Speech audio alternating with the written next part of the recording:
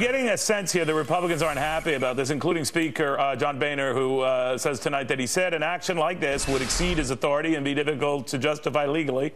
He may have changed his position, but that doesn't change the Constitution. By ignoring the will of the American people, President Obama has cemented his legacy of lawlessness and squandered what little credibility he had left. And then, to add insult to injury for the president, Texas Attorney General, incoming governor-elect Greg Abbott, is pledging a court challenge to the president's immigration plan. Now, many legal scholars tell me that wouldn't go very far, but nevertheless, they are pushing it in Texas. Other states will likely follow suit, particularly border states. By the way, it's not just Republicans who are lashing out over this.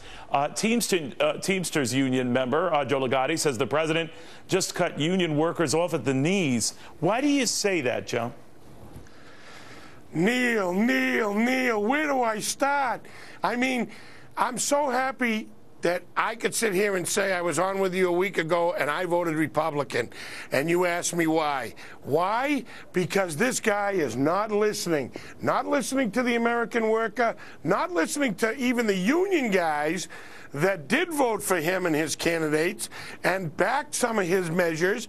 I mean, it's ridiculous. Well, you got burnt on Keystone, right? You got burned on Keystone, and you're saying you're getting burnt on this. But the president says these guys pose no risk to your job. What do you say?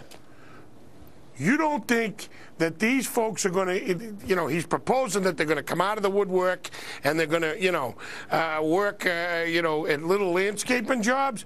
Absolutely not. They want the union skilled jobs. We all know where they are at 6:30 in the morning at the big box stores getting ready to pay, make $15 for a day's worth of work of hanging plywood. I mean, we know where they are. ICE knows where they are. This is definitely a threat.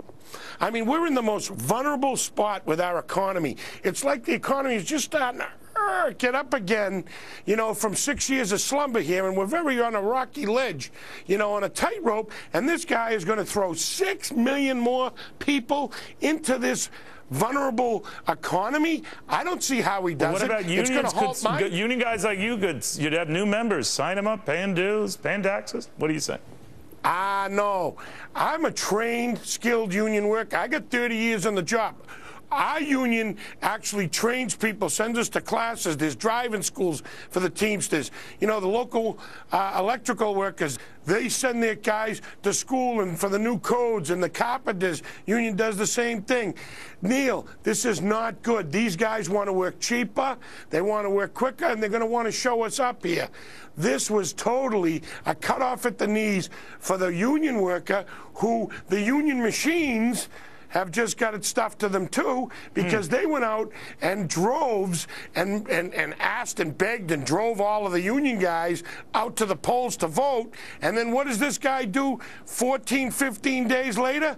Keystone, gone. And what else are they doing? Bingo. They're letting 6 million more people come in here, Neil.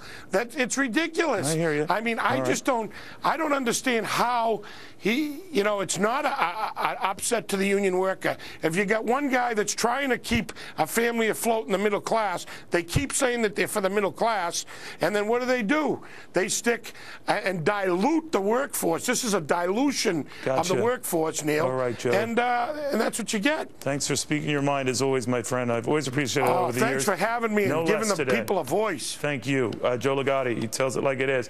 All right, a message to Republicans. Don't get mad, get even. That's famous actor and bad guy Robert Davi saying that. He's next.